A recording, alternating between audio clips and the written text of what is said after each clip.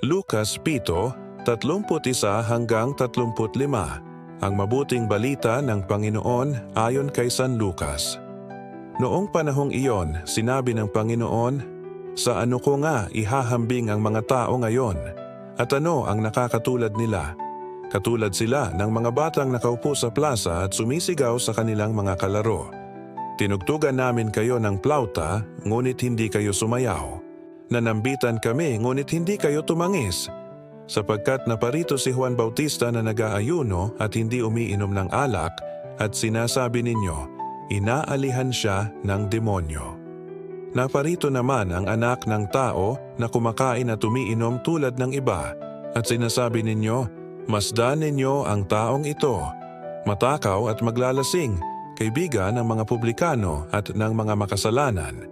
Gayunman, ang karunungan ng Diyos ay napatutunayang matuwid sa pamamagitan ng kanyang mga anak. Ang mabuting balita ng Panginoon.